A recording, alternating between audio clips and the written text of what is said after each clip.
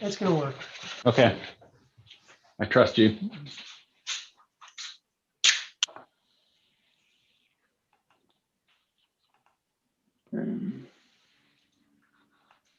It's going to work. Okay. I trust you.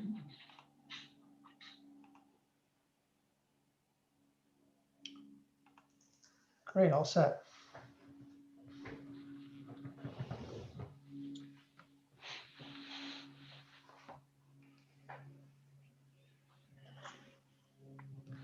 Federico, did you tweet this out to all your followers?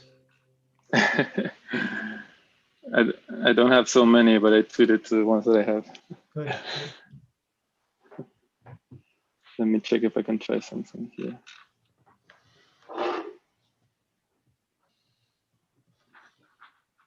Hello, Federico. Hey, Cecilia, good to see you. Good to see you too. Thanks for joining.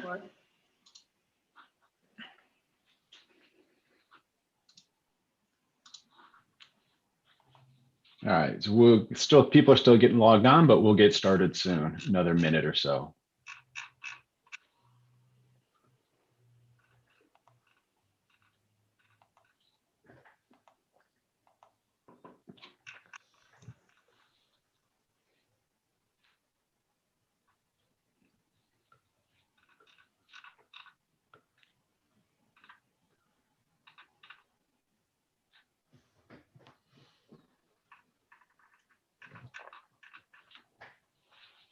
Federico, are any of your co-authors in the audience?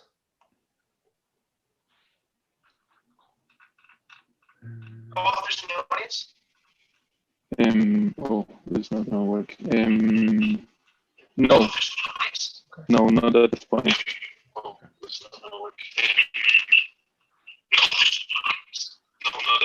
Okay, I was trying something, but I think it's not gonna work. We're getting feedback from somebody. No, they're not joining. They couldn't join today. Okay, so we're going to get going in about 30 seconds here. Just a couple more people are getting logged on.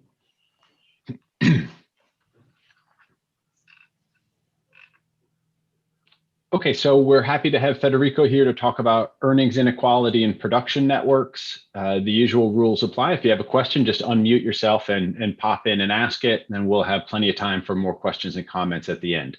Federico, you have an hour. Go ahead. Okay, thanks a lot. So first of all, thanks for having me on our paper today in the seminar, and thanks everyone for joining. So I'm going to be talking today about earnings inequality in production networks, and this is a joint work with Corey Croft and Kevin Lim, who are at Toronto. And since I'm affiliated to the Central Bank of Chile, the usual disclaimer applies that the views and opinion expressed are those of the authors and not alone, and not necessarily reflect the ones of the Central Bank of Chile. Okay, so the motivation for this project is that firm-to-firm trade exhibits substantial heterogeneity in buyer-seller matching between firms. So this is something that has been documented in several strands of the literature, showing that, for example, there's a lot of heterogeneity in terms of how many buyers and suppliers a given firm has, and also even condition on the number of buyers and suppliers, the size of these buyers and suppliers as well. And this has been an important pattern that has been shown to be relevant to understand firm behavior, yet we know little of its relevance for workers. So for example, firm-to-firm trade can affect employment and worker pay by shifting firms' demand and inputs. So for example, the adoption of intermediate inputs could complement workers and boost employment. New intermediate customers also can boost the scale of the firm and thus employment.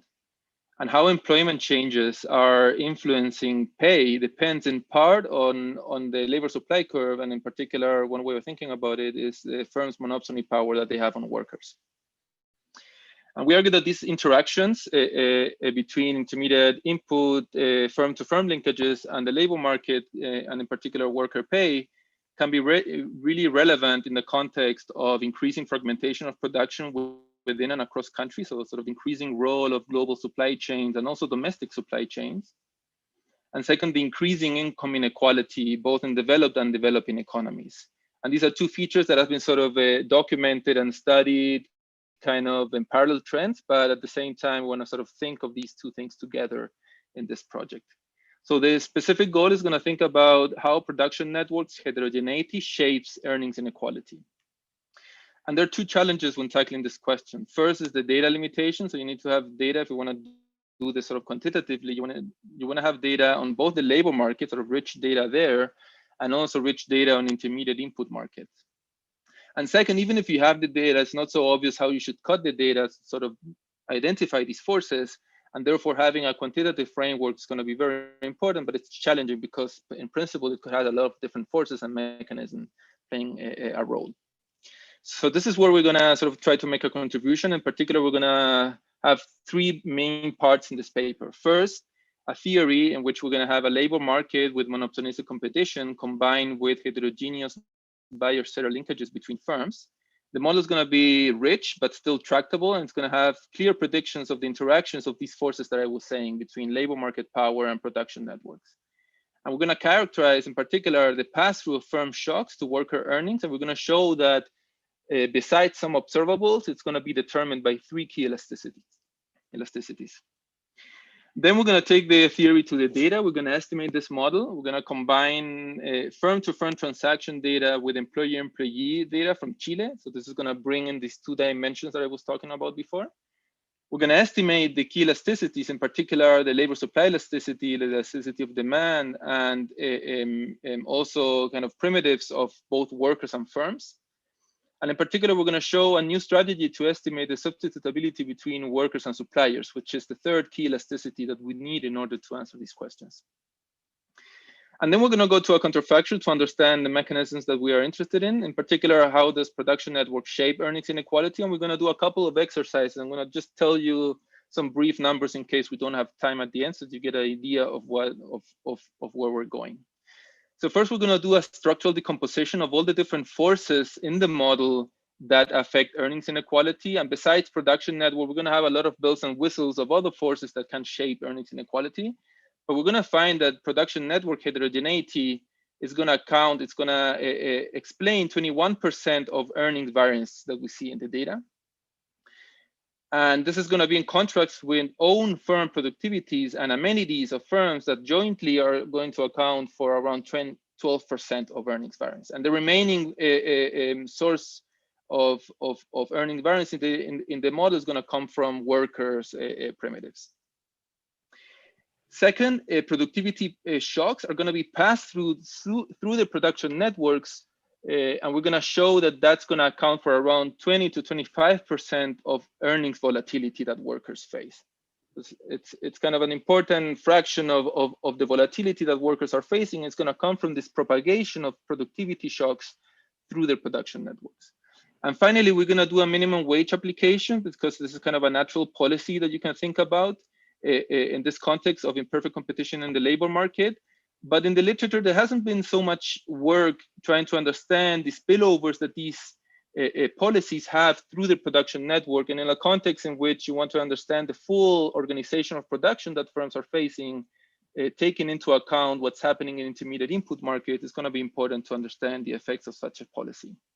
And we're going to show that there are important spillovers in our model, and in particular, the substitution between labor and materials is going to account for around 40% of the spillovers that we find in the data, so in the model of the minimum wage policy to unconstrained workers. I'm going to go through the details of each of these numbers and exercises, but just wanted to give you some headlines on this. Federico? Okay, so in terms of the literature, we're going to connect with. Federico. Oh yeah. Sorry, can I ask a quick question about those results, sure. The last ones? Is the network taken as exogenous when you do these exercises? The reason why I'm asking is that you may think that a firm's productivity guides its behavior in trying to set up its network, and therefore the decomposition wouldn't be as clean. But then the productivity shock would also reshape the network. Yeah, no, this is a super important point, thanks. So you are taking it as exogenous. The network is exogenous here. Yes, the network is going to be exogenous for a main question, which is this one: how does production network shapes earnings inequality? We're sort of not so much concerned about this because we want to say, let's shut down the heterogeneity that we see in the production network, which we take as given, and let's see what's the effect of that through the lens of the model. The model, sort of estimated model, replicates the production network that we see in the data. So sort of taking that as given we don't see it as a problem. But you're right that when you go to some of these other exercises, say the productivity shock pass-through, when we're taking the sort of indirect effects of the pass-through through the production network, we're not taking into account how the production network is going to respond endogenously to these shocks. So that's a limitation of the analysis, and there's a reason for why we don't do it. We would love to do it. It's just I'm going to tell you about this when I present the model. But there's a technical reason why it's a bit challenging to think about endogenous production network in this setup. Fernando, can you? But this is an important point. So we are sympathetic with trying to expand the analysis to try to include those forces. Okay, Fernando, can you clarify what you mean by network heterogeneity? Yeah, I'm gonna be very I'm gonna be very specific about this. So if you give me a couple of slides, I'm gonna tell you specifically which components of the model we're thinking about heterogeneity when we talk about this.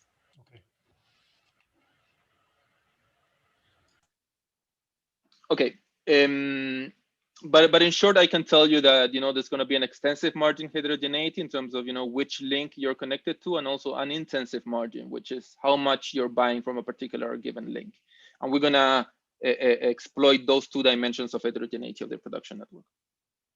But I'm going to go into more details in a couple of slides about that. Okay, so in terms of the literature, we think we're connected to 4 strands. So we're trying to make contributions in these 4 strands. First is the literature on production network. So this is a very growing literature in the last couple of years. The closest paper to ours is going to be Bernard et al. Work. That's going to be they're going to be thinking about how the size distribution of firms, how production networks can account for heterogeneity in the size distribution of firms. And we're going to take a stand on that and expand it to think about what are the implications on the labor market of that heterogeneity of the production network. Second, we're connected to the literature on the labor market power. As we were saying, this is the model has a component of market power in the labor market. We're going to build on Lamadon, Moxad, and Seltzer, which I'm going to call elements henceforth, and we're basically taking their model of the labor market and adding the production network side to that. And this is a paper that estimates the degree of rent sharing in the US economy. And connected to that, there's this literature about earnings inequality and how much firms matter for earnings inequality.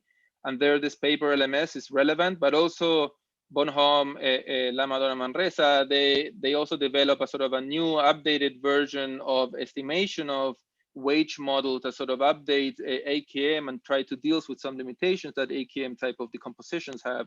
And we're going to also build up very closely to their methods of decomposing wage, of decomposing earnings into different elements. And our model is going to be consistent with that identification strategy and decomposition.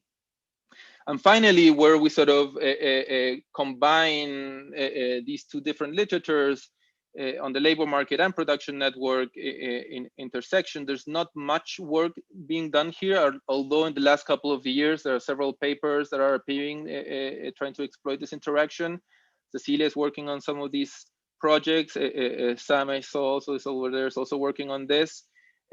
Our paper is going to be very closely related to Alfaro Ureña, Manelici, and Vasquez's recent paper, in which they look at the effects of adoption of multinationals on domestic firms and also the workers in those domestic firms. Their paper is more like a reduced form paper, so we're going to think more about the general equilibrium forces when a firm adopts a new supplier and how that's going to be passed through to workers. It's going to be much more a structural type of analysis than reduced form analysis. Okay, so given that, this is the outline. I'm going to talk briefly about the data just to give you a sense of what we cannot do with the model I'm going to show you. Then I'm going to go to the model, I'm going to show the estimation and the counterfactuals, and then I'm going to conclude. Maybe this is a good time to take a pit stop if there's any question. Otherwise, I can just follow. Or if you want to check your emails.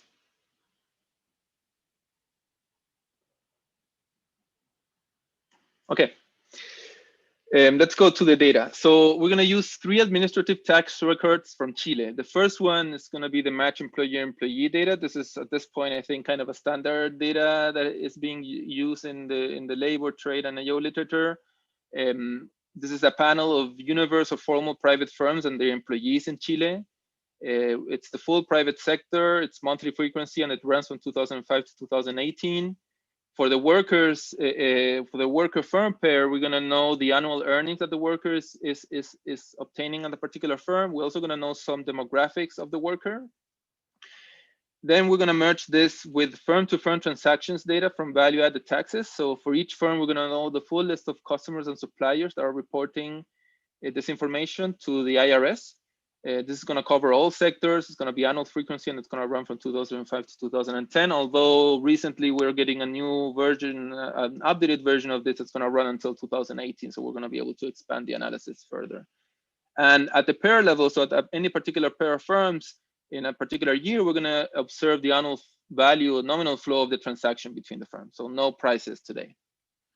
And then the final data set is going to be just other firm characteristics that we're going to get also from tax records.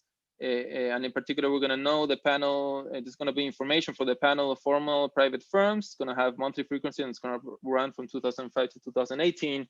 And we're going to know things such as total sales, which is going to include sales to final customers, things like the main industry, the headquarter location, and so on. Okay, so this is just a very brief description of the data. So let me go to the theory. So it's going to be a theory about imperfect labor markets in a production network.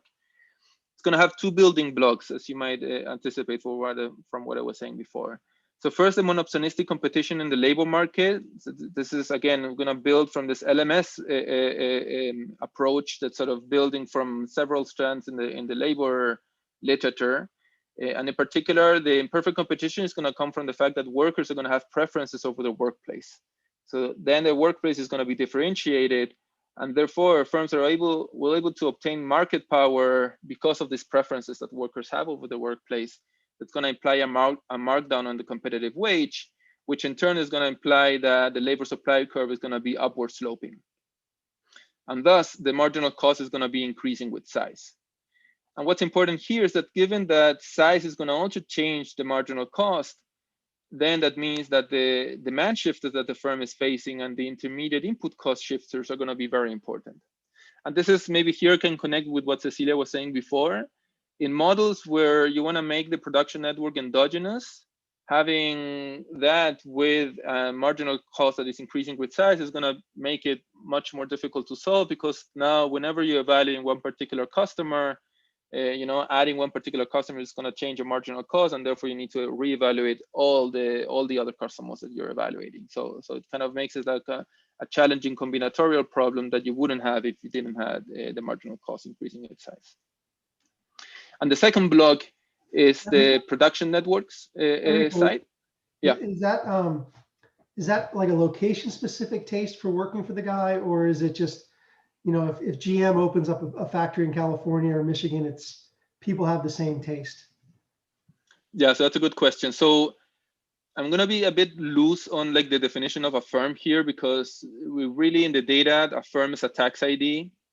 So like when we take this to the model and a particular firm opens up a new plant in a particular in another part of the country, that's going to be understood as a different workplace.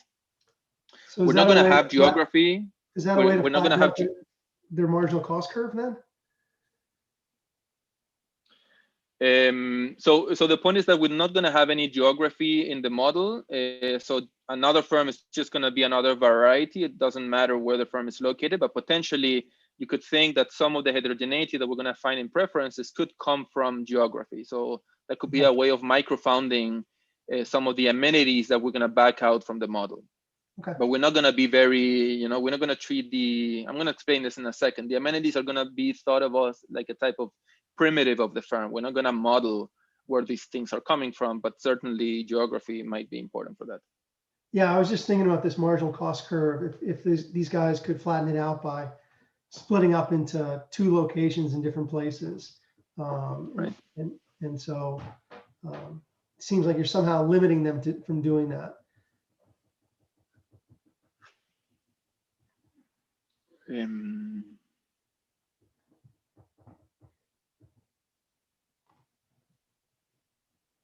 Okay, and in what way we're limiting that? Well, I mean, it's just the way I get bigger is by opening up another location that has Right. the marginal cost curve isn't nearly as steep. So I just didn't know if like you aggregated up over plants into firms, whether you would find like a different kind of elasticity of marginal cost to size or something like that. Yeah, that's a good point. Yeah, that's something we haven't explored. Actually, we're getting now access to ownership data, so we will be able to potentially explore some of these forces by sort of collapsing different tax IDs into just one unit and potentially think about how that might affect these mechanisms. So that's a good point. Thanks. Okay, and the second block is the production networks that we're gonna build kind of very closely to Bernard et al.'s work. So we're gonna have firm-to-firm linkages that are gonna be necessary to obtain materials and get revenues. And it's not gonna be a bipartite network. A firm can be simultaneously a supplier and a buyer. And the nice thing about the production network is that's gonna provide a micro foundation for the demand shifter and the intermediate input cost shifter, which in turn is gonna affect the size, the marginal cost, and worker pay. But here, sort of connecting to the previous question, the extensive margin is going to be heterogeneous across firms, but it's going to be exogenous. So this is what I was saying before to Cecilia. We would love to extend this to an endogenous setup. It's just challenging in the context of an upward sloping labor supply curve. And then we're going to add a bunch of bells and whistles to make this quantitatively amenable. So workers are going to be heterogeneous in ability, firms in productivity, both TFP and labor. And there's going to be firm-to-firm heterogeneity also in terms of the productivity of these linkages and also the matching, the likelihood of matching across firms. So going back to the previous question at the beginning about the sources of heterogeneity, you're going to have basically the extensive margin heterogeneity, who you're matching with, and also conditional on the match, you're going to have heterogeneity in the productivity that's going to introduce heterogeneity in the intensive margin, or in other words, how much you're buying or getting from a particular link. Okay, so in the labor market block, workers are going to be heterogeneous in ability A with an exogenous measure L of A. There's a preference shock for the workplace, epsilon IT. It's going to follow a standard type 1 extreme value distribution. There's going to be a parameter in the distribution. It's going to be rho. That's going to represent the correlation of preference shocks across firms I. Firms are going to offer a wage for each ability, but they will not be able to condition their wage offer on the unobserved preference shock. Given the set of plan of wages that the firm is offering, the worker is going to choose the employer to maximize utility of a worker A at a firm I, which is going to be a function of the wage that the worker is getting at that firm, total transfers, that's going to be basically coming from profits, aggregate profits, the amenities, and the state shock. So you can see here that the model is going to have like a vertical differentiation in terms of preferences, which is this amenity component.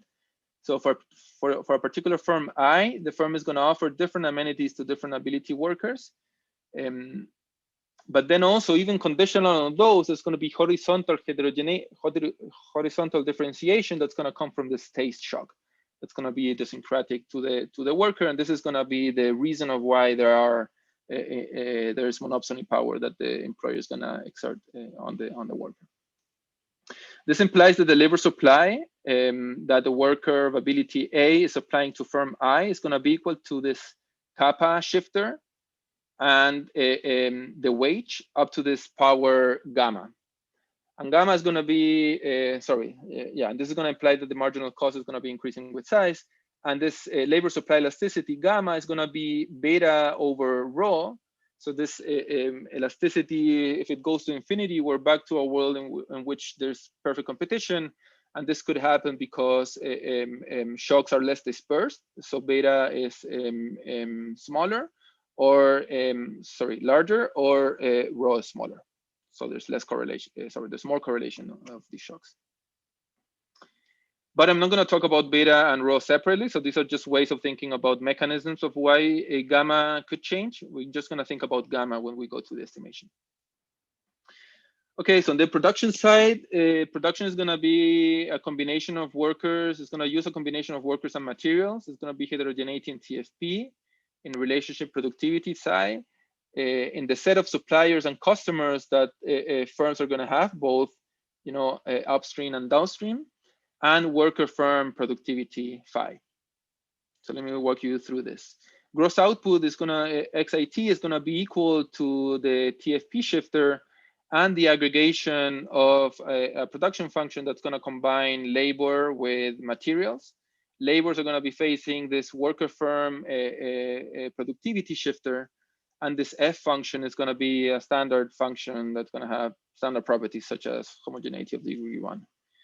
And this phi shifter is very important in the model. And then when we go to the estimation, this is gonna imply a mapping of the worker ability A to the productivity that the worker has in a particular firm I. So you can see that this is gonna imply worker firm complementarities. That's gonna make different workers to have different productivities in different firms. And then firms are going to produce materials with the linkages that they have with different suppliers. So they're going to be aggregating the quantities they're going to be buying from other suppliers J with the CS structure. And each of these relationships are going to be sort of scaled with this relationship productivity shifter. And note here that obviously the set of links that you're matching with is going to be heterogeneous across firms. So this is going to be important. So if you want, you can sort of actually here get that this is going to be the source of heterogeneity coming from the extensive margin, and this is the one coming from the intensive margin. And then, you know, in terms of final demand, it's going to be very standard. Workers are also going to get utility from consumption, which is going to be a CS over firm varieties with elasticity of substitution sigma. Aggregate income is going to be just aggregate labor income and total profits. And then in terms of market structure, we're going to have monopolistic competition in the output markets of both final and intermediate. That's going to make things sort of tractable. And then, as I was saying, monopolistic competition in the labor market. What's important also is that firms are going to be atomistic. We're going to treat them atomistic in both output and labor market. And this means that they're going to ignore whatever strategic interactions they might have with other firms. And then they're going to be standard market clearing conditions on both labor and output markets. Federico? Yeah. Can you walk us through a little bit more again through the production function? I'm trying to sort of sort out the different ingredients of the model that generate inequality here. I mean, the epsilons are going to be an important margin through which the model is going to be generating inequality, but also the production function is important. But it seems like the production function, No, go ahead. No, it seems like the production function is separable across abilities and you know, can you guide us through about, you know, how did you choose the production function and is it going to tie your hands going forward? I mean, just a bit more discussion. Sure. Yeah. Let me actually, let me actually show you the next slide, because the next slide is going to talk about that. And then we can go back to this discussion if there's anything missing that you think is relevant. Okay, so in terms of wage determination, we're going to think about how production networks is going to matter for wages. So the first order condition of labor, so the wage that a firm I offers to a worker of ability A is going to be equal to the markdown times the marginal revenue product of labor. So the markdown is going to be a function of this gamma parameter, which is the labor supply curve. And the marginal revenue product of labor is going to be a combination of the worker firm complementarity that I was mentioning before. This is a function that is totally exogenous. So we're not going to think about where this is coming from. We're just going to take it and estimate it to the data. So what's going to be endogenous and interesting is going to be this WIT, that is the firm level wage that the firm is offering to the workers in that firm. And that's going to be a function of DAT, a demand shifter, CIT, an intermediate cost shifter, and the TFP. So let me walk you through how this works. First, this network demand shifter, DAT, is going to be equal to the final demand coming from the final household demand, consumption, and the intermediate demand coming from customers, different customers, J, across all the sets of customers that the firm has. That's going to be scaled up by this relationship productivity.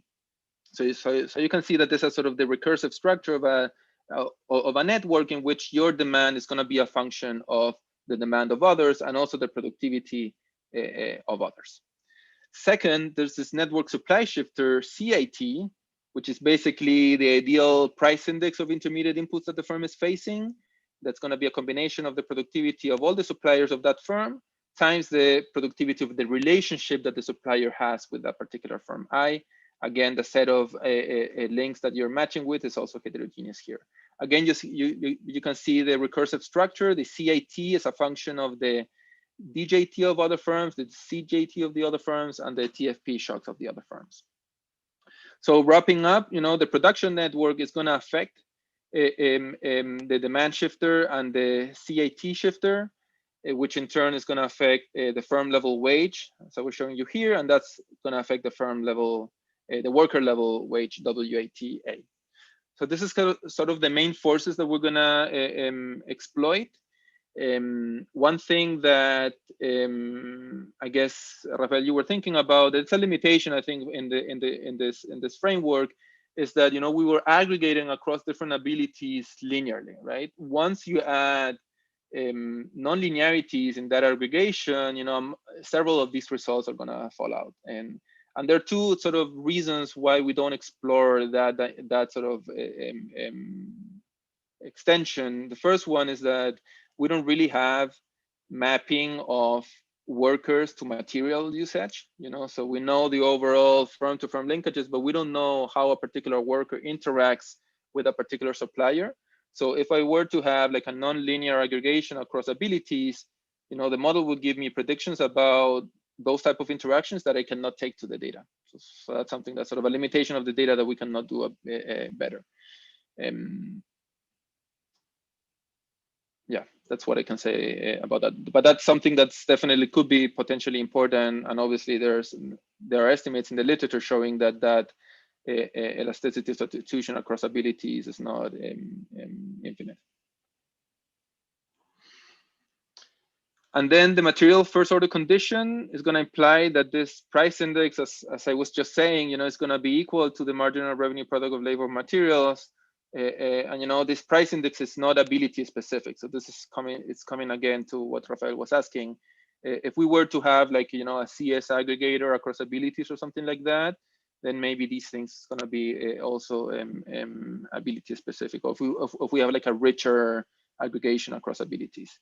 And this implies that the overall material that a particular worker is interacting with is going to be proportional to the productivity that the worker has in the firm. So this new IT is going to be an endogenous object. Okay, so given this, let me describe 3 relevant comparative statics to understand a bit more the mechanics of the model. First is that networks is going to affect the between firm inequality. So this firm level wage WAT. So this object is going to be strictly increasing in the demand shifter and the TFP shifter. And this is basically just going to come from a scale effect that's going to be dominated by the sigma parameter. Second is going to be a function also of the CAT, but the CAT, this intermediate input cost, is going to combine both a scale effect and a substitution effect. The scale effect is going to work the same way as with the demand shock. If you get a supplier that is cheaper, the input cost is going to go down, you're going to get bigger. And in order to get bigger, you're going to need more employment. And in order to poach workers from other firms, you're going to need to increase wages.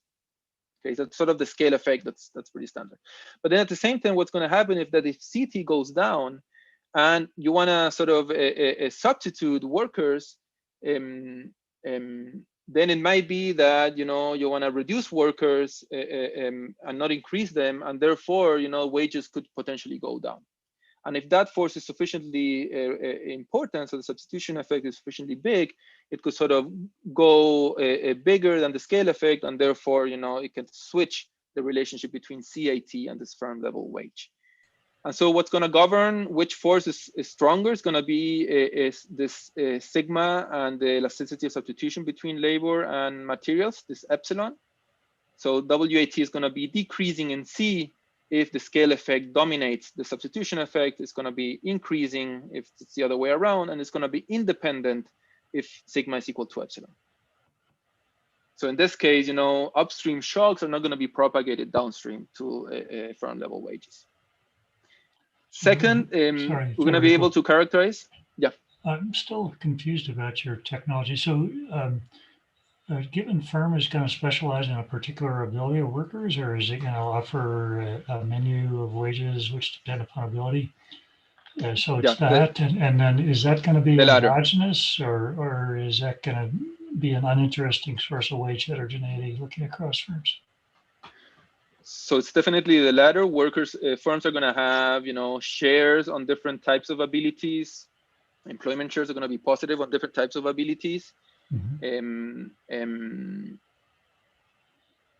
So the employment is going to be endogenous. Workers are going to sort to different firms according to what the firms are offering. What's not going to be endogenous is sort of this productivity shift, this worker firm productivity shifter that I was explaining. That's going to be totally exogenous in our setup. You can think of reasons why or how you could endogenize that, but we're not going to endogenize it. So the part that's going to be endogenous is going to be the sorting of the different ability workers to different productivity firms. Okay, so there will be heterogeneity within a firm, and that's going to adjust. Yeah. Great, thanks. Exactly. Yeah, in terms of the composition, definitely. And that's actually, that's the third bullet that I'm going to talk about here. So the second result is looking at the pass-through of TFP shocks to earnings. And we can show that for first order changes, it's sufficient to know three elasticities: the labor supply elasticity gamma, the demand substitution elasticity sigma, and the labor material substitution epsilon. And you need to know three types of observables: the demand and supply input output matrices. This is not something easy to get if you want to get it at the firm level, but if you have it, that's sort of one piece. And the other is the labor share of costs. If you have these, if you give me a number for these elasticities, if you give me these observables, I can sort of solve the full model and simulate everything you want with this model. And in the case, for example, in which there's no propagation of upstream shocks, as I was saying before, if sigma is equal to the epsilon, then you can sort of show that the productivity shock to a particular firm J is going to affect another firm I through this component that's going to be a part of this Leontief inverse matrix of all the input-output relationships between firms. And I'm going to go so much into the details, but this is going to take into account all the indirect relationships that a particular firm J has with another firm I. And it's going to be scaled by this composite parameter that's going to be increasing in sigma. So, if the scale effect is larger, a given productivity shock at another firm is going to be passed through to the wage of another firm to a greater extent. And if we go to a world in which there's perfect competition in the labor market, so gamma goes to infinite, there's basically going to be no pass through of these shocks to the firm level wage. And finally, to the previous questions, there's going to be also effect of the shocks on within firm worker composition. So as I was saying, there's not going to be an endogenous response to within firm wage ratios, but there's going to be a response to the within firm labor allocation, so employment allocation. And this is, I mean, we think it's kind of nice because it establishes like a nice link between the between firm component and the within firm component of earnings inequality. But I'm not going to go through the details unless someone is particularly interested in this, because we're not going to focus so much this in the counterfactual. Okay, and then there's a standard definition of the equilibrium and a solution algorithm. It turns out that when you have an increasing marginal cost, it's a bit harder to solve, but it's still tractable, and we have details of this in the paper if you're more interested on that. Federico, I guess I was kind of curious because it does seem like this increasing cost at the firm level makes the network structure kind of intractable if you really wanted to figure out like who's going to be my best supplier, because somehow you have to know everybody else who's also buying from that supplier, and whenever there's a shock you might end up getting hurt because other people are bidding up the cost and then your costs go up. And are you basically dealing with that? Was that your answer to Cecilia's question, that you're basically just going to fix a network and not be concerned about that for this analysis? Yeah, exactly. That's exactly right. We're going to take the production network exogenously from the data. We're going to feed in all this heterogeneity that we see in the data and the production network into the model, but we're not going to account for how that endogenously responds to the shock that we're going to study. Right. And the reason why we don't do it is precisely because the marginal cross is increasing in size, and it makes it much more harder to solve endogenously for the network. But it does kind of tie into George's point that you could imagine in a longer run, then you're like Amazon, so you have to get another headquarters. You can't just be in the Seattle market anymore once you get big, and that's flattens out your supply curve or something like that. So you might, I don't know, it might be kind of interesting to think about sort of a longer run response where supply curves become flat or something. Yeah, I agree. That's definitely interesting, and we haven't explored those forces in this version of the model. Thanks. And there are a lot of questions here about like the strategic reasons that firms have to sort of spread out production or concentrate production, not only across praise, but also across products and industries and so on. And we see that as a very like interesting and like follow-up work we could do, but this is something we don't have in this context. Okay, so we'll need to add some identification assumptions in order to take this to the data. So I'm going to show you just the main ones. First, we're going to assume a production function that's going to be CS in labor and materials. And all the results that I showed you so far, we were not depending on this. So as you may have noticed, I had a subscript IT for this elasticity of substitution because it could have been anything. Now we're gonna say that this is gonna be constant across firms. Second, the worker ability is gonna be a two-dimensional object that's gonna be comprised of a permanent sort of time invariant component and a time varying component. Third, the labor productivity shifter, it's gonna be a combination of a worker firm complementarity. So the permanent ability of the worker is gonna be interacting with the firm in terms of the return that ability is going to have on a particular firm. It's going to have this transient component of ability and also your standard labor augmenting productivity at the firm level. For the amenities function, it's going to depend only on permanent ability. And this is something important also here, as you might sort of anticipate, we're only using the worker firm complementarity with the permanent ability and not the transient component of ability, the transitory component of ability. That's just for identification purposes. And here we're following the labor literature in order to make these things identifiable when we take them to the data. For the relationship specific productivity, psi IJT is going to be decomposed into a buyer effect and a seller effect and a residual, similar as in Bernard et al.'s work. 6 is going to be a stochastic process for the firm productivity variables that are going to follow a stationary first order Markov process. And finally, we'll need to assume orthogonality conditions on the firm level productivity shocks and worker ability shocks that are going to be important for identification. What's important here is that workers are still going to be able to sort to firms according to the permanent component of ability, but they won't be able to sort in terms of the transitory component of ability. Again, that's something for identification, and here we're following LMS and BLM that's going to sort of have the same identification restrictions in order to take this model to the data. Question? Yeah. So the amenities here are going to be exogenous, and why do you need them? So the amenities, yeah, that's a good point. So the amenities are going to be exogenous, the mapping of ability to amenities. The amenities are going to, you can think of it as like a residual that's going to map the difference between what wages predict that employment should be and observed employment in the data. So whatever, in the model is going to predict, given the wages, the model is going to predict some sorting.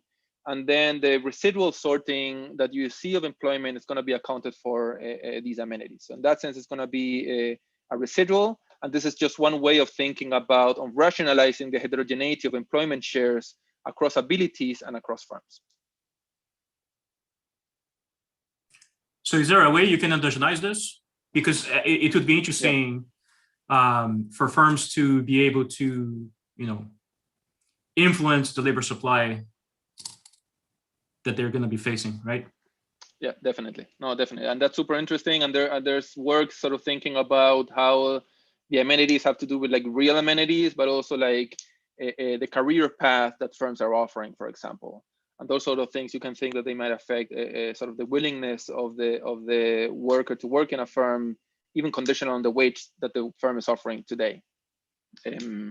We don't have this, and this is certainly interesting, but we see that as something that could be a follow-up project on this. But that's something that, yeah, it's not going to respond endogenously to the counterfactuals we're going to study. Okay, so the strategies for estimation of the different objects, as I was answering to Sam and Cecilia, the production network, we're going to take it off the shelf from the data. We're going to observe it directly using the firm-to-firm data, these sets of which firms are matching with which suppliers and buyers. The demand elasticity sigma is going to be estimated from the moment condition that includes revenues and costs. So this is kind of standard. We don't have price data to estimate this better. The network demand shifter and the supply network shifter and the relationship productivity are going to be backed out by decomposing firm-to-firm sales into buyer and seller effects, the same way as in Bernard et al.'s work. So this is something taken off the shelf from them. For the worker ability A and the worker firm complementarity theta are going to be used, are going to be estimated by estimating a worker firm decomposition of wages, similar as in BLM, there's Bonhomme, Lamadon, Manresa, and LMS. Again, we're going to build on that. The labor supply elasticity gamma is going to be estimated from pass-through shocks to wage bill on the worker wages, again, following LMS. The amenities, as I was saying to Rafael, is a residual of the relationship between employment shares and wages, kind of similar to how people do demand estimations in the IO literature. The labor material substitution elasticity and the labor productivity, which is the residual on that, is going to be coming from a structural regression, and I'm going to show you in a second how we estimate it. And then the TFP is going to be backed out from the mapping of how TFP affects this firm level wage. In a context in which you don't have intermediate input markets, you just have labor, this is a log linear relationship. So it's trivial to sort of back out and invert the model to get TFP. In the context of our model, in which you have, indirect relationships and the nonlinearity is coming from aggregation of labor and material, this is a bit more challenging, but there's still a mapping, a way of sort of backing out this TFP shocks. And so, given this final step, we're able to sort of replicate this WAT that we can back out from the data, and we're able also to replicate the employment shares that we see across firms. I want to focus my attention just a couple of minutes on the 7th step, because this is where we think we're making a bit of a contribution here. But you can see that we're sort of combining different strategies from the literature. Some are coming from the labor literature, others are coming from the trade literature, and so on. And we're going to introduce something here that's coming from the IO literature. So let me walk you through that. So in general, you have these regressions in which you estimate the elasticity of substitution between labor and material by regressing the ratio of expenditures on the ratio of prices, and then a residual, right? That's sort of a general type of regression. Our framework implies that this regression is going to have the same form, but it's going to be functioned not like on average prices or on any other sort of direct price that you can get from the data, but these theory consistent ideal price indices. So the WAT, which is this firm level wage that I explained before, and the CAT, which is the ideal intermediate input price index. And the residual in this regression is the labor augmenting productivity. So I guess some of this might be sort of familiar to you. So what we do is that we sort of estimate WAT and CAT, and then we estimate this equation by following an IO technique. So the first step is estimating this WAT. As I was saying before, here we estimate the BLM wage model that's going to provide us a firm fixed effect and a firm effect, which, through the lens of the model, we'll be able to build this WAT.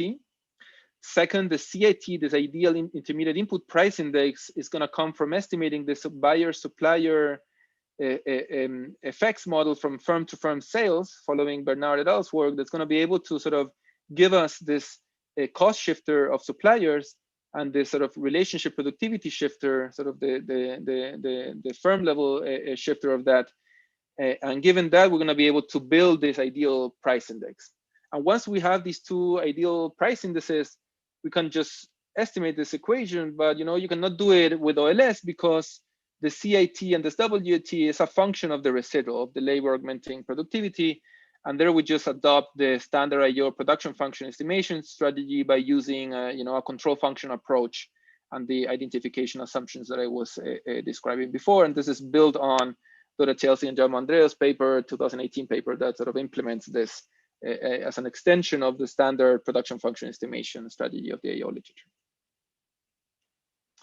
Okay, so given this, let me show you a couple of moments of the estimates and then the counterfactual. So we're gonna estimate a gamma to be equal to 5.5. It's kind of in the range of estimates in the literature. This is going to imply a markdown of 15%. Epsilon is greater than 1. So the substitutability, I mean, workers and materials are substitutable.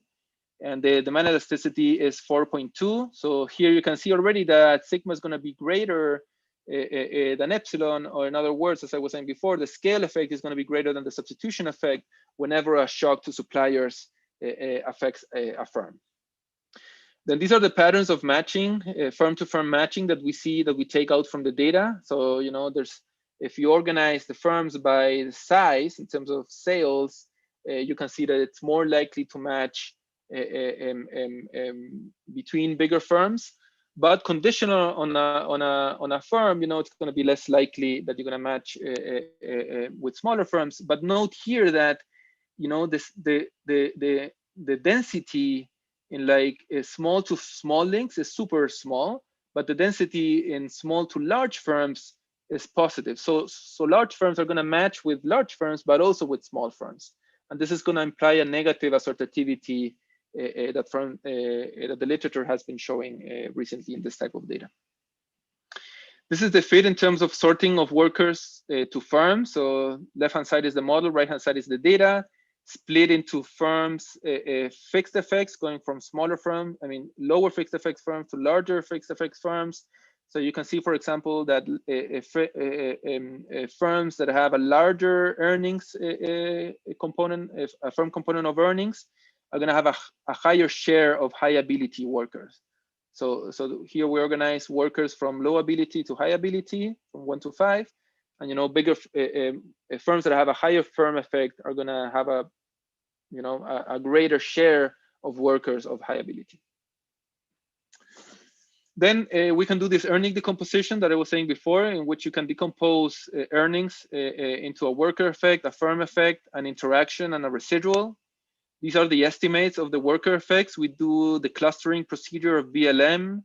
You know, you can see that there's a steep slope in terms of how the firm effect varies across these clusters. And also, you know, the theta parameter, the worker firm complementarity, is also very steep. So it's all relative to the lower cluster firms. And you can see that it's almost, you know, more than twice larger for the larger firm effect firms.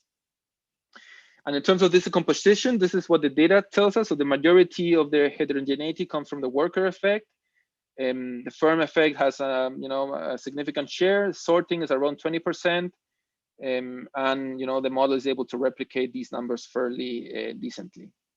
And what's important is that all the forces that I was explaining before are perfectly consistent with the different forces in the model.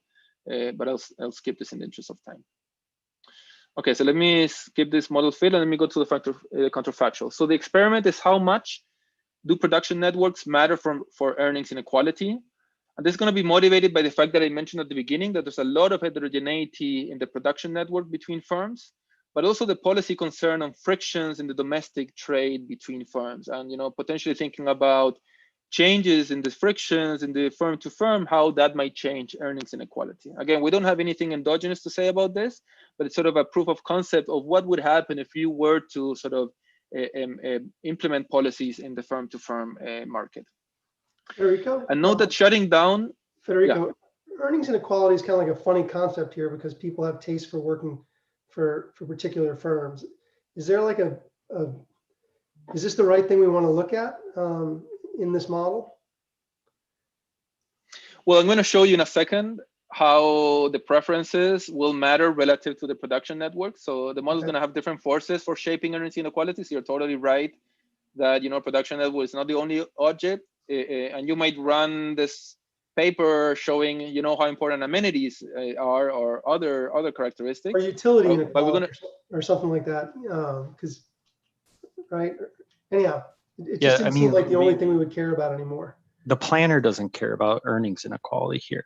Right. Like the planner wouldn't want to equalize earnings. The planner would probably sacrifice, like, have earnings differences, but it would do something else, given that the way that, especially because the preferences are interacting with the labor, the talent of an individual. So So it's definitely not a welfare object that we're sort of looking at here, and that's totally right. We could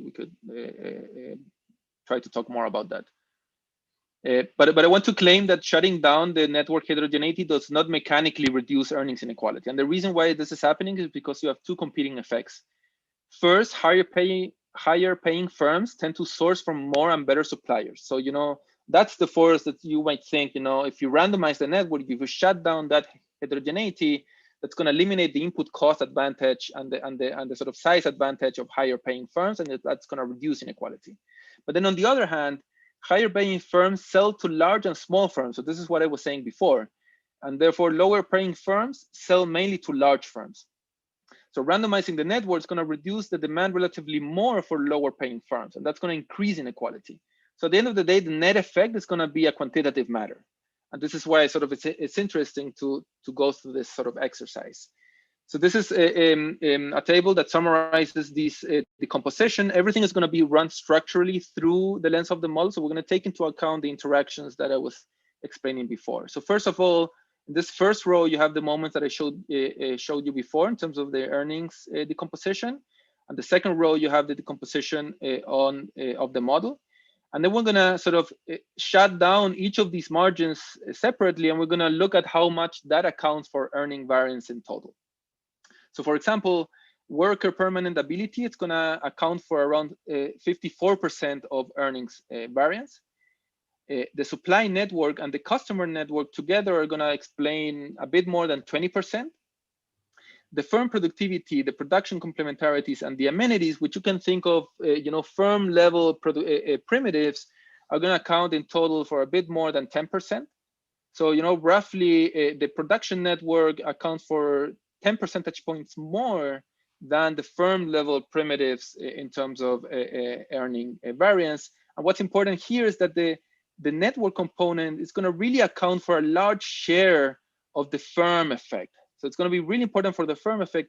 It's not going to be so important for the sorting effect. So, sorting is kind of large, it's 20%, but, these production network only accounts for a small fraction of that. And this is sort of telling you that the production network is important for understanding the firm effect. So how much the firm premia is for workers, but it's not going to account for so much in terms of the sorting that workers have to different firms. Let me finish with, so we also have a decomposition of earnings volatility, but let me skip this and talk briefly about the minimum wage application. So as I was saying at the beginning, minimum wage is an important policy that is implemented in the context of imperfect competitive labor markets, but we know little about the interaction with other parts of the organization of production of firms, and in particular, the production network. So we're going to simulate an equilibrium under a wage floor, 20 percentile earnings. We're going to find, let me sort of just give you the main findings. First is that inequality is going to be reduced in around 18%. Second, there's going to be a significant relocation of low ability workers from small firms to large firms, as has been shown in the labor literature previously. It's going to be consistent with that. Third, is going to be important within firms spillovers on unconstrained workers, or workers that are above this new wage floor. And in particular, we can decompose the sort of spillovers and unconstrained workers into a scale effect from the labor adjustment, a scale effect from labor adjustment, a substitution between labor and intermediates, and a GE demand effect. And what we show is that the labor material substitution, so this component here, accounts for around 40% of the spillovers that this policy has on unconstrained workers. And the intuition is kind of straightforward in the sense that we estimate an elasticity of substitution that was greater than 1, right? So when you put this minimum wage on some firms, that's going to increase the cost of these firms from the labor side, but these firms are going to be able to substitute away to materials in order to sort of reduce the impact of this cost shock. And that's going to affect the wages of the workers that are unconstrained in this problem. So this is something that we think is interesting. But what's important also is that the propagation of this minimum wage through the production network is quantitatively negligible. And we thought that this was going to be different when we sort of started this experiment, but it turns out that the firms that are affected by this minimum wage are relatively small firms, and they don't matter so much in terms of linkages with big firms. And that's why this propagation is not so relevant quantitatively. Okay, but in the interest of time, let me finish, and I'm happy to discuss more different issues of the presentation. So the key message here is that in the context of labor market power, firms can affect earnings distribution through their production linkages. we sort of took 3 steps to show this. First, a theory of monopsony labor markets with production networks. Second, a structural estimation using firm-to-firm and employee-employee data that combines estimation strategy from labor, trade, and AO. And in particular, we show a new strategy to estimate the elasticity of substitution between labor and intermediate inputs. We didn't require to have intermediate input prices, but through the lens of our model, we can sort of predict which are the ideal input prices and therefore estimate this object. And third, we did this counterfaction in which we show that production networks inequality is positively linked to earnings inequality. This is not mechanic because the model has forces that go in the opposite direction. And we show that it's quantitatively more important, the production network heterogeneity, than the own productivity and amenities. And then this heterogeneity also matters for earnings volatility and the equilibrium effects of minimum wage policies. And we sort of see this paper as a part of a research agenda that tries to understand the relevance of intermediate input markets for the labor market. And in particular, we think that the framework is useful for studying robot adoption, minimum wage policies more in detail, production fragmentation, and so on. And we are sort of working on follow-up papers with Kevin and Cody on robots adoption. So, you can think of robots as just another intermediate input that the firm is using in our model, and think about how that is going to affect workers and firms, and also outsourcing, which is just another technology of substituting labor for materials. But sort of we're going to look at this directly using rich microdata from Chile. So sorry for the extra minute. Thanks a lot for your comments and questions. I'm happy to take more questions or discuss more these issues. No, that's great. You came in right on time. So, okay, now we'll just open the floor up for more questions and comments. Just go ahead and unmute yourself and jump in.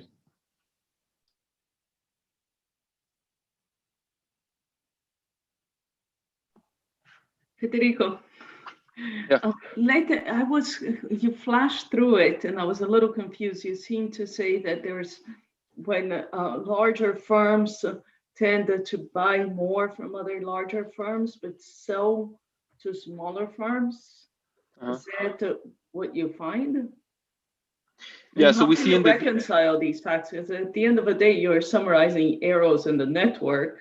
And usually if you summarize errors by looking at in one direction or the other, you get very similar results. So I was confused about it. Yeah, so this is a feature that has been shown also previously. So, small firms match mainly with large firms, and large firms match with large firms and also small firms. So that sort of generates. That measures firm size by number of network links, not by sales. Sure, but I mean, we've documented. Or what? So we've documented this using different measures of firm size.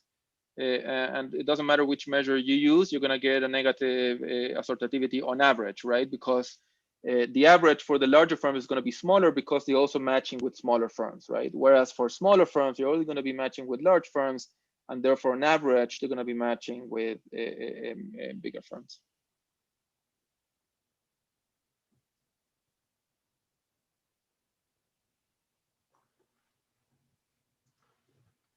So Federico, suppose I didn't write down a model that had all this rich heterogeneity and did these decompositions. How would my decompositions look different? If I abstracted from the supplier network, I would just basically, everything that was supplier network would show into like own productivity. Is that how it? Just yeah, that's a great point. Some sense of like, what was the return from all this? Yeah, exactly. Yeah, okay, so some of these numbers we're trying to address that directly, right? If you shut down this heterogeneity, but then what you're saying is something interesting, which is, okay, let's shut this down, but then re-estimate the full model again. Yeah, exactly. And if you were to do that, then you will overestimate the role that productivity has, that amenity has, and that theta has. So all these firm level components will be much more important if you re-estimated the model without taking into account the production networks. So in some sense, the production network, you may think of a way of sort of, accounting for the heterogeneity that firms have. That's going to give you a potentially, hopefully, a better estimate of the other primitives that you usually estimate. Would it make a difference for the response to your minimum wage policy? Yeah, totally. So in this, that would be useful to somehow. Maybe I somehow missed it.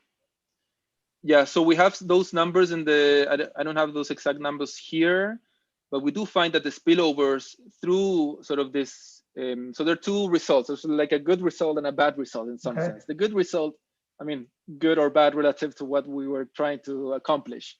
The good result is that, as I was saying, this labor material substitution is super important when you want to think about the effects of the minimum wage, because there's substitution between intermediate inputs and labor once, the minimum wage increases for firms that are constrained, right? You're going to substitute away from workers into getting more suppliers because they're going to be relatively cheaper.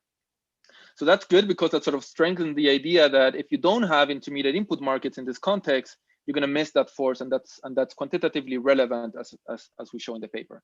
The bad part for us, if you want, in some sense, is that the propagation through the production network is not really strong. So if you shut down that mechanism, you wouldn't get very different results. Actually, we thought ex ante that was going to be important because of this feature that I was telling Cecilia, that small firms are matching with big firms, right? And this is what I was saying before. So if you increase the cost of these firms with the minimum wage, that could potentially be passed through to larger firms, and that could potentially be very important through the production network.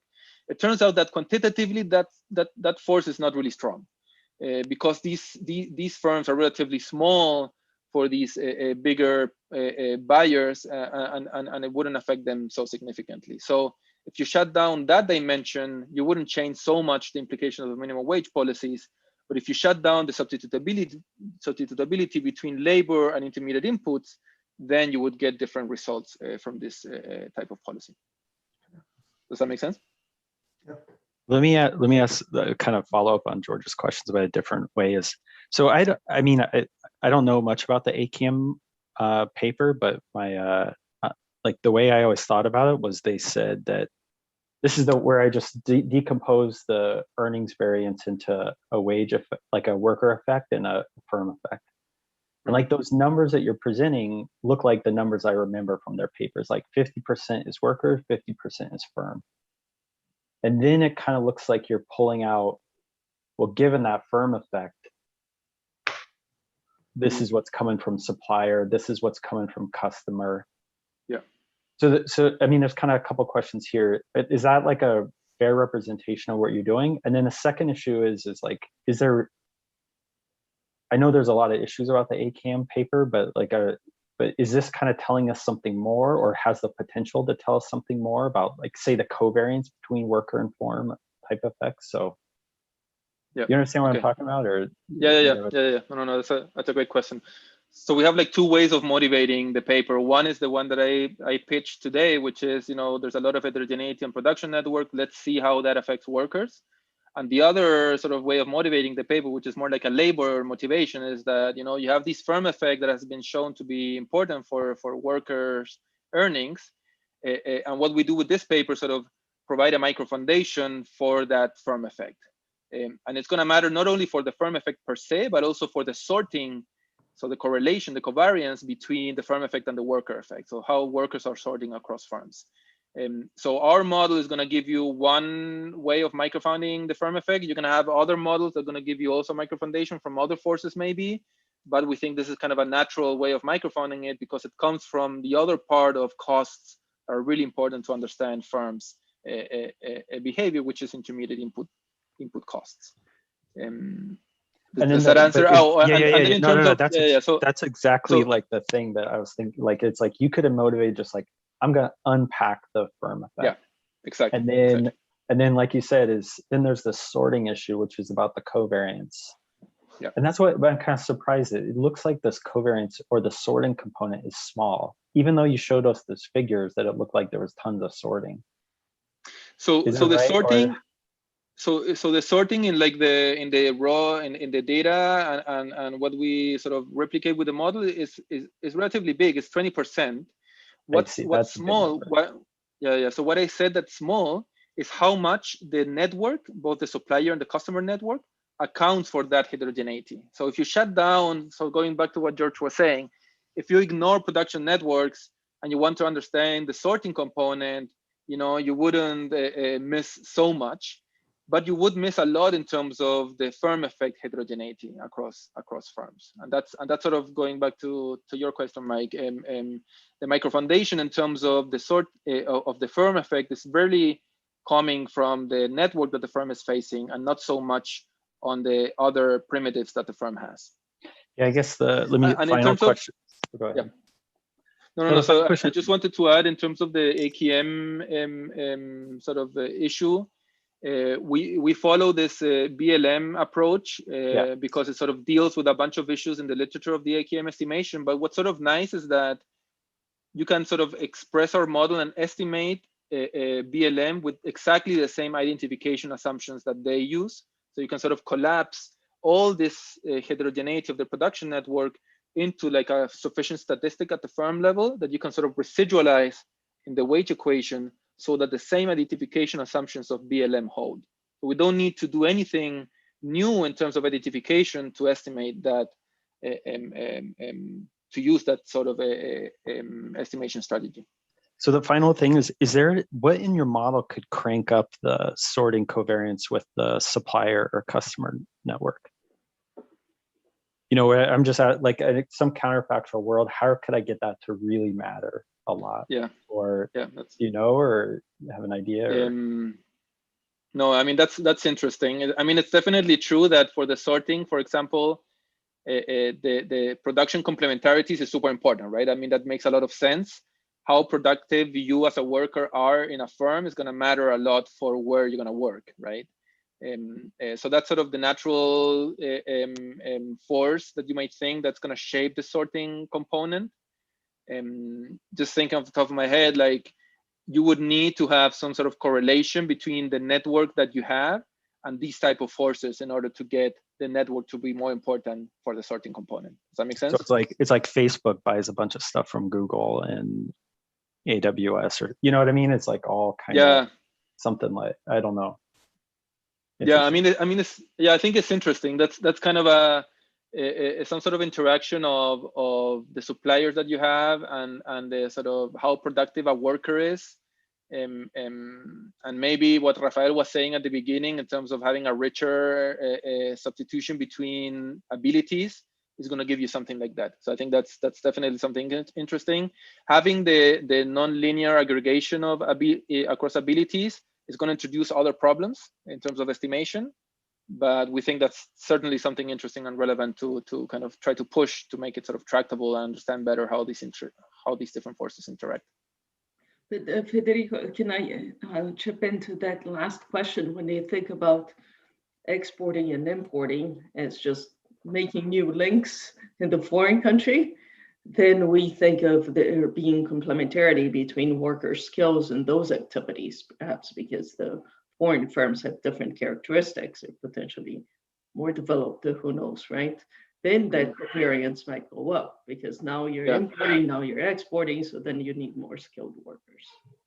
Yeah, I mean, actually, I think your paper, Cecilia, about this complementarity in the production function, I think could help for kind of explaining more the sorting component. I think that's interesting. No, Federico, so let me compliment you were thinking George's question as George said, what if you have fewer elements? Not that I want to put more elements into your model, but suppose the underlying mechanism and the data was fair wages. How would some of the, instead of that increase in returns to scale, it's just that the larger firms are want to share some of their profits with their workers? Would that and that's not a function of that size, instead of making the worker wages lower because now they have higher more market power, you would make it higher because they are sharing their profits. I guess the question is, you made some choices when you set up the model, and there are other mechanisms that give heterogeneity and that are standard in the literature. Why did you pick that increase in returns to scale instead of profit sharing? Okay, so there are two issues in your question. So one is that even like if you take like, so really what's important here is to have an upward sloping labor supply curve, right? So you can get that in different ways. And the labor literature has shown that, you know, certain matching models or these type of models with preferences have some similarities in terms of the prediction of the labor supply curve. Obviously, they're not equal in every dimension, but you could get that upward sloping labor supply curve with a different micro foundation. So that's totally true. So there, what's important is sort of the slope of how employment responds to changes in wages. So what's I would say that any other mechanism that generates a similar labor supply curve, it's going to give you sort of the main ingredients of what we have in a similar way. From your like alternative version, I'm not sure that would give a similar labor supply curve. I would have to think more about that. But there's in some sense like a identification problem in terms of what's the underlying model behind that labor supply curve that we cannot address directly. And we took one option, which is a tractable one that is sort of very used in the labor literature. And we think that makes sense, but there are definitely others. Does that make sense? Or Federico, one question. Yeah. This is very interesting, and I need to go as soon as. But is there a way to summarize the implications of that upward sloping labor supply curve in terms of how much a firm's cost is going to go up when its demand goes up by 1% or something, and just how big a deal is that? Yeah, exactly. So we have, so there are different. I mean, depends a bit on the experiment, but as I was saying before, if you have something like a shock, say productivity or demand, or a shock to your linkages, that's going to be passed through to the wages of the worker, and that's going to. And we show that that's going to have a a very clear analytical analytical expression. That's going to be a function of the parameters that I mentioned before. So as I was saying, if sigma is greater, the elasticity of substitution in demand is greater, you're going to have a scale effect that's going to be larger, and so on. Yeah. And the model gives you like, given your current estimates, couldn't you kind of crank out a number which is this increasing cost effect with respect to a demand shock for different size firms or something like that? Or maybe it's going to be a universal number.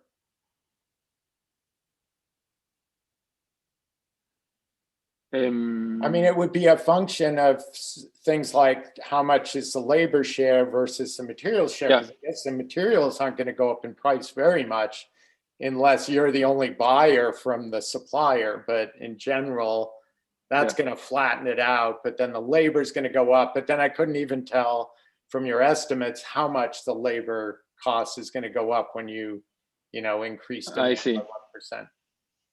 I see. Yeah, I don't have the number. I don't think we report that number directly, but that's something that we can definitely do. And the model gives like clear predictions of which components of the data and the theory go into that type of estimate. Exactly. And we could, and some of these things, so for example, if you think about pass-through of TFP shocks on workers, that's going to have both a component that's going to be constant across firms and a component that's going to be heterogeneous across firms.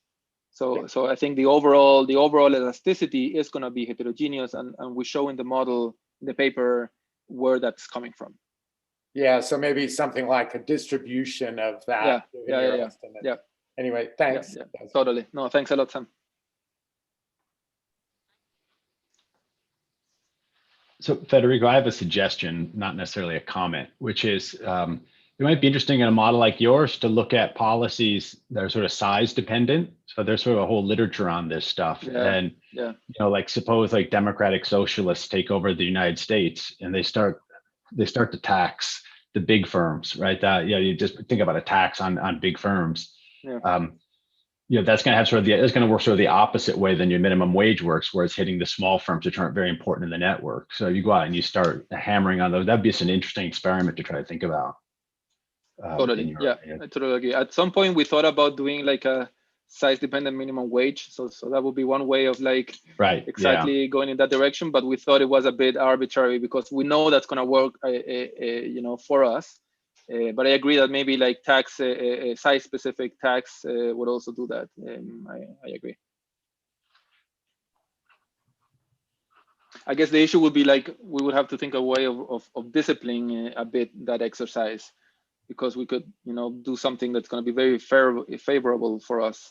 I mean, I think if you look around, there's examples. There are people who want to do stuff like this. You said, even the size-dependent minimum wages. Some of the people who want, there are people who want high minimum wages, but only if your firm is big enough. There are certain types in the United States. Healthcare taxes don't really kick in until you're a certain size firm. Like there's a whole literature on size-dependent policy, and just many of those models, firms don't really interact with each other, and you sort of have a natural model where to think about the big firms are maybe the most important ones in the economy in a more connected way. So you might get more out of having the network component of it. I agree. Also, one more quick question is, what happens to the level of employment in your minimum wage policy experiment? Yeah. So there's definitely I mean, we don't have like we don't model really unemployment, but it's definitely a case that in the counterfactual, there's going to be more workers that are going to go out. I mean, you're going to have less employment though, right? Yeah, exactly. Yeah. Okay. Yeah. And we don't, I mean, in that sense, we don't go so much into the welfare implications of this, because we don't have like a very serious like unemployment block in the model to think about that. So that's why we focus more on like the earnings distribution. But that's something we could potentially think about for an extension maybe. If Kim's suggestion was good, I'll make another suggestion which won't be nearly as good. So it would be interesting to think actually about a trade shock that hits like a subset of firms, and kind of test the model in terms of like, are the changes in earnings and sales kind of consistent with what your model says they're going to be? Obviously, a lot of trade shocks hit different people in different ways, right? And so that and I assume that over this period, there's several trade shocks for Chile that could be useful.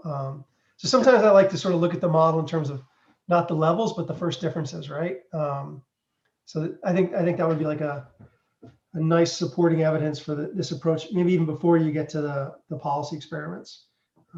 Yeah, I agree. And we could do like, use some shift share shocks or some China shocks, and think about, that's gonna, by definition, that's gonna affect a subset of firms that are exporting and importing, exactly. And that's gonna propagate. And we could look at implications on workers of that. That's certainly something we could do. Yeah, and there's a lot of evidence that that obviously those shocks hit these guys differently, right?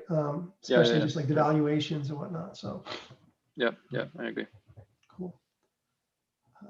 Anybody else?